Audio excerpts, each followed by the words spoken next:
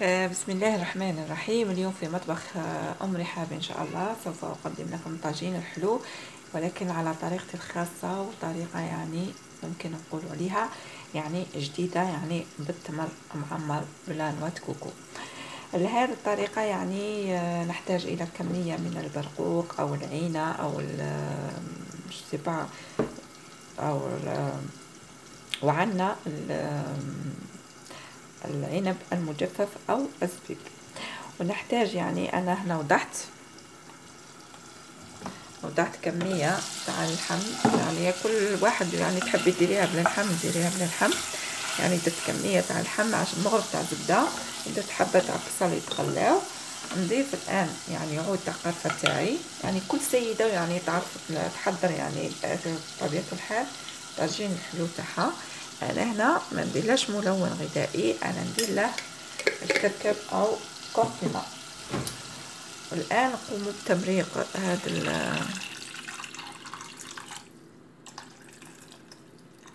الماء الكافي اللي تحتاج يعني اللحم في طيب لنا.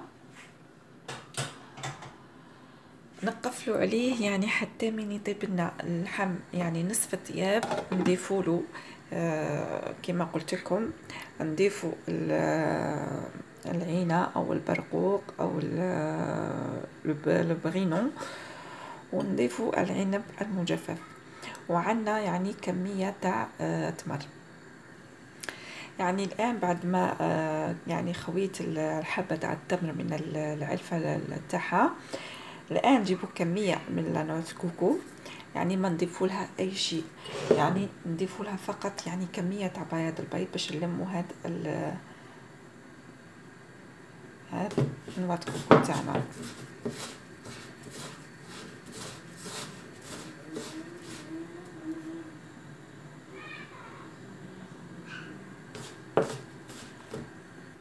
يعني بعد ما لميت بياض نواه كوكو تاعنا بياض البيض، نجيبوا حبات التمر تاعنا ونعمروا هذا التمرات بهذا الشكل. يعني صدقوني تجي هذه الكيفية يعني رائعة جدا بهذا الشكل.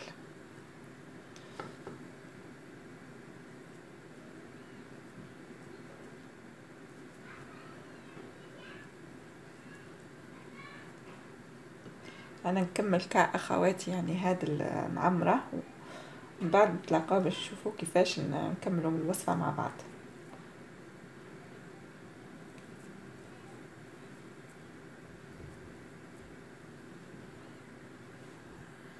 يعني كما كنت تشوفوا فيا اخواتي، يعني قليت كميه تاع اللي عندي تاع التمر.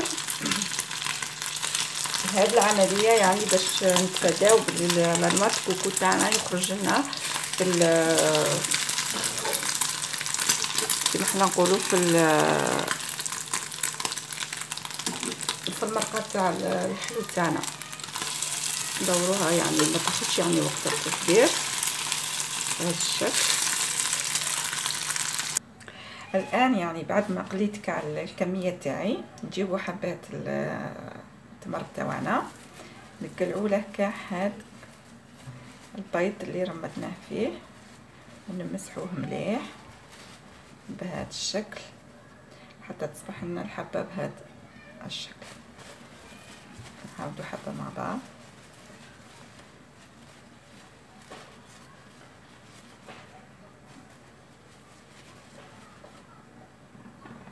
هذه الطريقه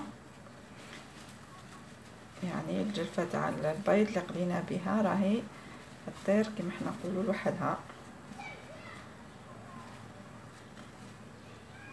بهذه الطريقه. انا نكمل اخواتي كاع الكميه ونرجعوا فيما بعد. يعني الان بعد ما طابلنا اللحم تاعنا نصف طياب، نضيفوا الان الزبيب تاعنا العنب المجفف والبرقوق او البغينو، نضيفوه الان بهذا الشكل يعني، ونخلوه حتى يطيب لنا تماما. هذا يعني تبقى لنا المرقه كيما حنا نقولوا يعني قليله، يعني نديروا السكر الطاجين تاعنا او الحسل، يعني كل واحد وكيفاش يحبوا، ونديروا شويه ما زهر، وفي الاخير يعني حوالي تبقى لنا دقيقتين او 3 دقائق ونطفوا الطاجين تاعنا، نضيفوا التمر تاعنا اللي قليناه. يعني الان بعد ما طابلنا البرقوق تاعنا نضيفوا كميه من العسل،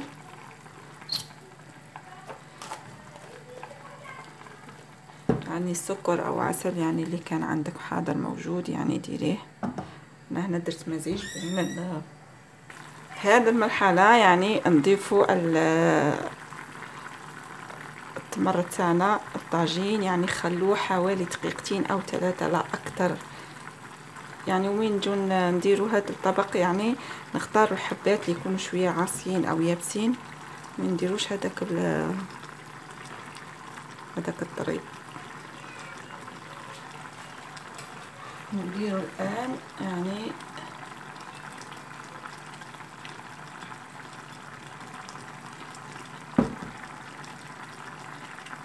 نعرف تاع ماء الزهر.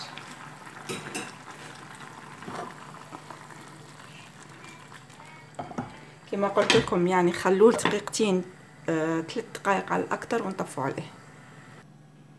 الان ها هي يعني الوصفه حاضره امامكم، يعني جاء رائع جدا والمذاق يعني صدقوني يجي روعه تاع التمر. يعني جربوا مش راح تندموا، وان شاء الله يعني اذا عجبتكم هذه الوصفه يعني بارطاجيوها بين اصحابكم واصدقائكم وديروا لايك الفيديو، وان شاء الله نتلاقاو في وصفه جديده من مطبخ ام رحاب. والسلام عليكم ورحمه الله تعالى وبركاته.